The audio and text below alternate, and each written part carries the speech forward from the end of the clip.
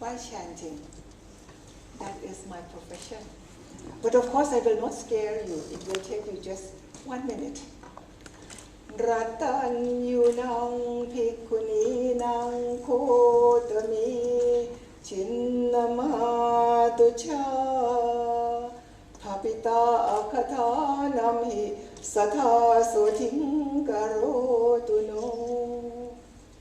This is the very first verse of the Great Peace, something that has been composed again in Chiang Mai 200 years ago.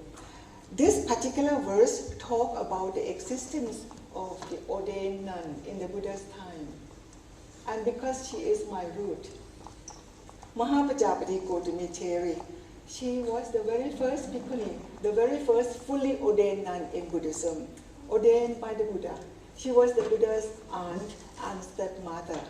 The fact that I'm standing here is representing her because she is my spiritual root. I'm talking about the root, and I'm bringing about the consciousness of empowering our potentiality by taking care of our root. My very first root. The fact that, you are looking at the rare species. In Thailand, I am the first fully ordained Theravada Bikkuni. So very rare species, but we are coming along because we are nurturing our root and we are thriving. In Chiang Mai, you have a pockets of Bikkuni in Chiang Mai, and since my ordination for the last 10 years, now we have already 20 fully ordained nuns from Sri Lankan tradition. So why do I start with this chanting? I am getting in touch with my root. My mother was also fully ordained, but she was ordained in Taiwan.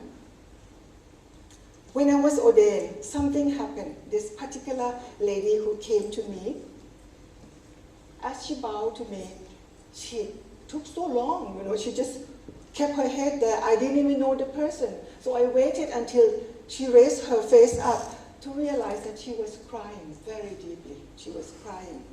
Something was wrong with her, she thought. She lost her mother a month ago, but somehow she could not come out of this grief. The grief was so strong in her. That year, I also lost my mother. So I could share with her heart to heart, how did I feel, how did I manage to handle the fact that my mother was gone. When my mother was gone, I felt so strengthened. Isn't that strange?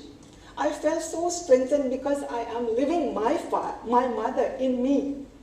You are doing the same because your mother has already given you so much of her in us. My technique is to be in touch with all the best quality that my mother was. And now I relive my mother in me. So why I am strengthening? Because it's me, myself, and also my mother, all the good qualities from my mother. Each one of us, we realize ourselves as much as our parents. They have both good and bad qualities, right? Positive and negative energy. Forget about the negative energy. We are going to be selective. We are going to sift out only the positive energy. Shall we do that? Of course, we are going to do that. So when I cremated her, I cremated all the negative energies along with the fire that consumed her body. And now I am retaining all the good quality from my mother. So I'm working doubly, myself and my mother. And that's how I feel so strengthened. In fact, I look very much like my mother. Sometimes, when I went to the marketplace, people look at me and they thought I was my mother. So they came out, oh, Venerable Grandma, you must be doing very good meditation, that's why you look so young. That happened often. So I feel even more strengthened and even more certain that yes, my mother is very much with me, still very much with me, and acting through me, sending out all the good energies that when she was alive, through me now. We are working together. We are working together. Imagine you are sitting here. I do not know your grandparents, but the fact that you are sitting here, of course, you are representing your grandparents, right? So we are connecting with this root. Then I have a story to tell you about the mud house. My brother, John will be next, and he'll be talking about the mud house. And in Thailand, if you talk about the mud house, he is a real guru. So I will not touch much on the mud house, but the mud house is really my interest because I just get involved in it this year. So it's so immediate, I started the mud house in February for 38 days, all women working on this mud house. We come with an agreement that number one, we are learning together. Number two, we are not making mud house for something. We are making mud house for making it.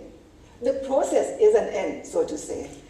So we learn, let us promise that we are coming together in order to build this mud house. And in this process of building mud house, we are actually looking inward.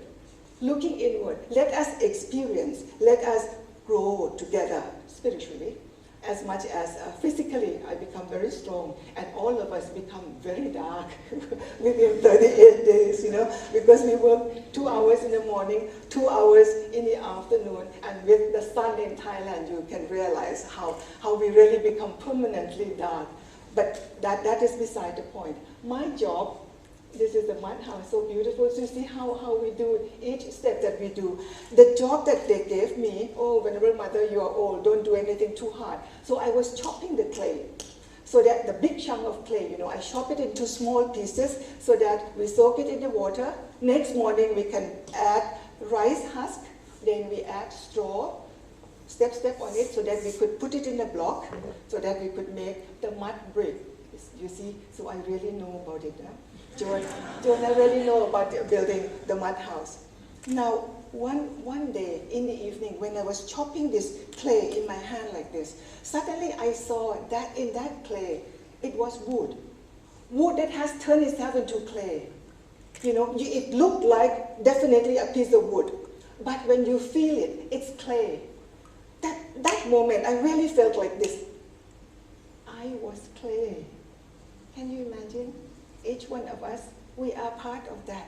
Then I realized the connection of the teaching of the Buddha. He explained that each one of us, we are nothing but the coming together of the 4 elements.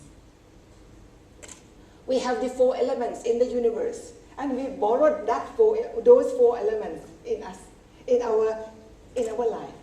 So now these 4 elements, it work together, well balanced. Must be well balanced, because if the 4 elements are not in well balance, what happens?